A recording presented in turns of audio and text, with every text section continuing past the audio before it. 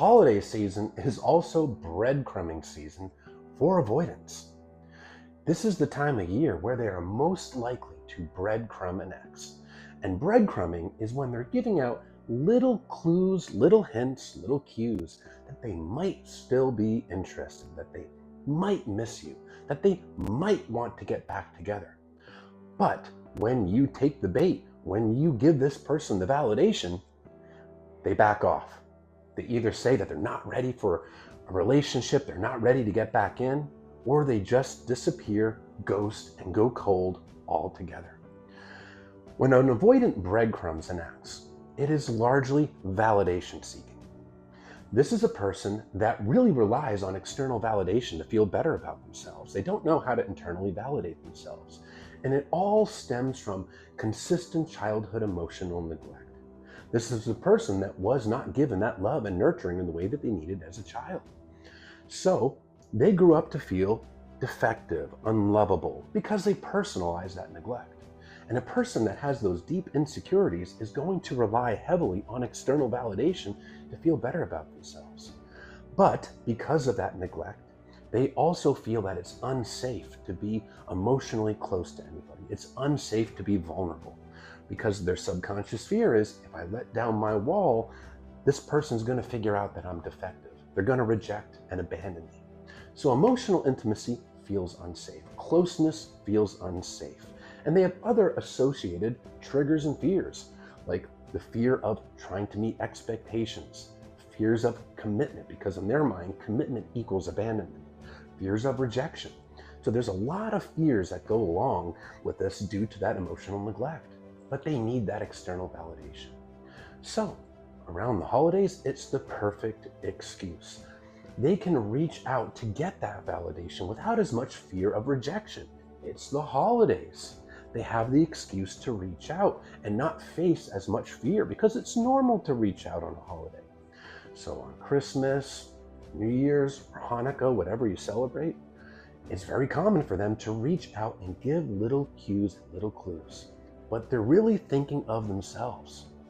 Because being breadcrumbed, especially when you're heartbroken, when your heart was shattered because you thought this was your person, you thought it was your twin flame, now they're giving you little clues that they might want to get back together, but then they pull away.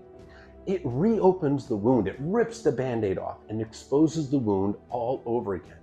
And it creates enormous amounts of anxiety and heartache all over again. Perhaps you were well along on your healing process, and then they breadcrumb to pull away again, and it hurts like hell. But when the avoidant is doing this, they're not thinking of you. They're only thinking of the validation that they want from you. They're not considering your feelings or how the breadcrumbing impacts you. Because an avoidant, especially a dismissive avoidant that is not working on themselves, lacks the capacity and the willingness to consider the feelings or needs of another person. Due to their insecurities, they are singularly focused on themselves. They're only able to consider whatever it is that they perceive that they want, need, feel, or fear in the moment.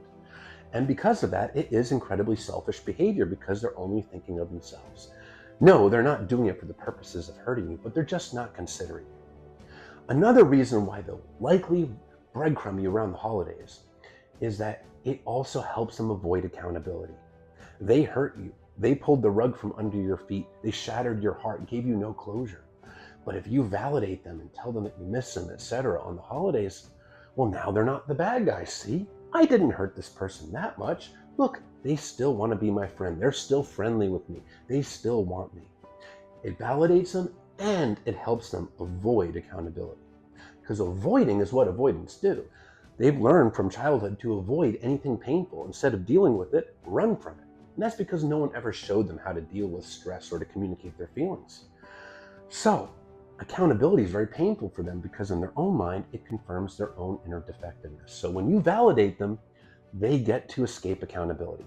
But in summary, when they are breadcrumbing you, they are doing so for validation and to escape accountability. They're not doing it because they are considering you. They're actually doing the opposite. They are considering themselves. Now, if they truly regret the breakup and want to work on themselves, they will say so. They will not breadcrumb you. They will reach out and directly tell you that they screwed up and they want to fix it and they want to work on themselves. They won't beat around the bush on that. They will be direct. But if they're just dropping little crumbs, maybe sending a text or liking your social media posts or watching your stories and then pulling away, they're just breadcrumbing you. And the breadcrumbing cycle can go on and on and on for a very long period of time. And both dismissive and fearful avoidance can breadcrumb a partner because they need that validation. It's not anything you did. It's nothing you did wrong. It's a reflection of them, their insecurities, and their inability to really consider the needs or feelings of you and how it impacts you. Oh, and one more thing. You don't have to be on the receiving end of the breadcrumbing. You can hold a boundary. A boundary being your limits of what you want, don't want, what you need, don't need, what you'll tolerate and not tolerate, as well as your expectations.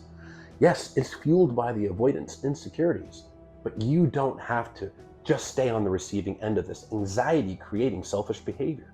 You can simply say, unless you're reaching out with a purpose, please allow me my space because I need the time and space to heal because what happened to me really hurt.